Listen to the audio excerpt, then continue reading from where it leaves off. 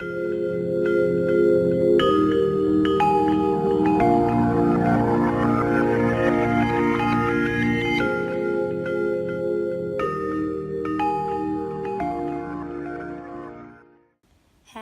I'm Keziah. Okay, so Keziah, tell us about how it's been to play Mowgli.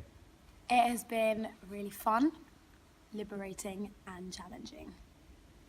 Now, technically, Mowgli is being played genderless. Tell us about that and why. So it started during rehearsals in Northampton.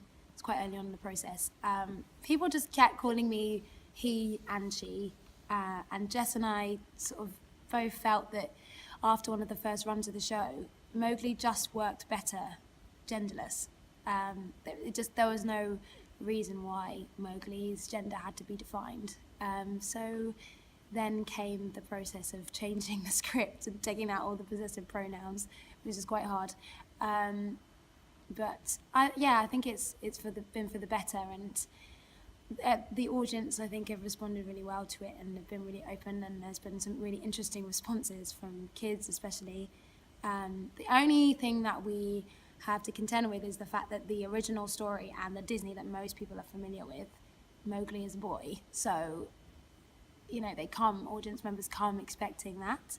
So even though we have nothing in the script anymore that points to he or she, it's really interesting what audiences come back and say they think Mowgli is. But yeah. Fantastic. So there are some strong female characters, such as Bagheera and Arkela. How do you think this helps the production?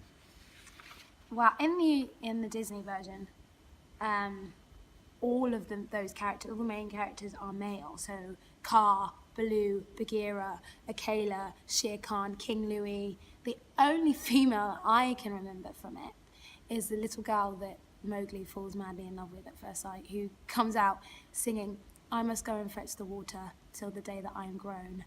And then I'll have a handsome husband, I'll be cooking in the home," or something along those lines. So it's a nice change. I think as well, I guess it's the animal kingdom. So a female predator can do just as much damage as a male predator. I mean, I'm not saying that's the main thing, but, there is just no reason why they can't be female. In the animal kingdom, they're not under the same patriarchal system that we're having to deal with, that this little girl sings about in the Disney version. So yeah. Okay. Female leads are now more common in male character roles, encouraging a change of perspective about the gender of leaders, authority figures, or heroes. Why is this important? Yeah, I think it's really important because it's really effective in breaking down a lot of stereotypes that lend to the patriarchal system and to inequality. So there's like a lot of traditionally written characters who are written as male, like Mowgli, and when you really look at it, you kind of question, hang on a minute, like why does it have to be male? Why can't this be a female protagonist? Or why do we have to define it?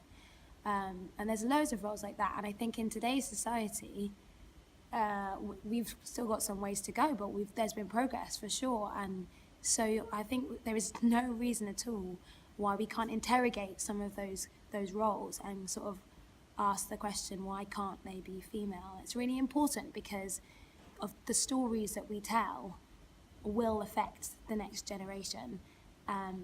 So for example, we had a great group of kids come to Chichester to see the show, and they all gave their feedback afterwards, and quite a few of them wrote how they found the casting of Mowgli as, this is the word they use, risky,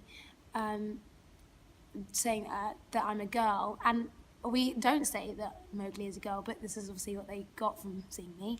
But just even that the use of the word risky, because the protagonist is female, and she's bold, and she's adventurous, and she's dangerous, and she's naughty sometimes, and she's a hero. The fact that they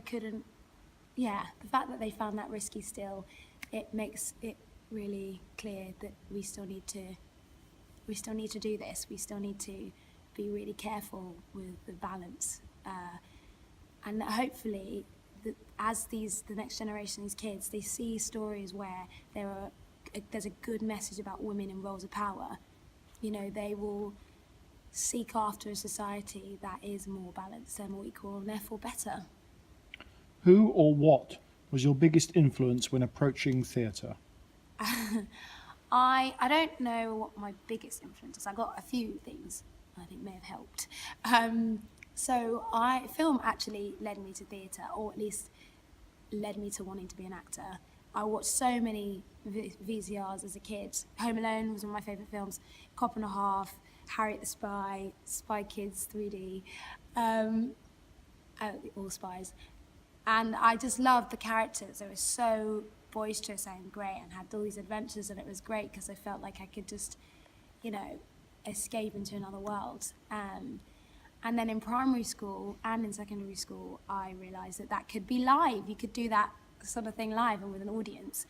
And I guess it was a lot of musicals mainly in school, but I loved that too because often musicals are more heightened and there's lots of energy and the characters are larger than life and great costumes. So that definitely had an influence on my passion for live performance.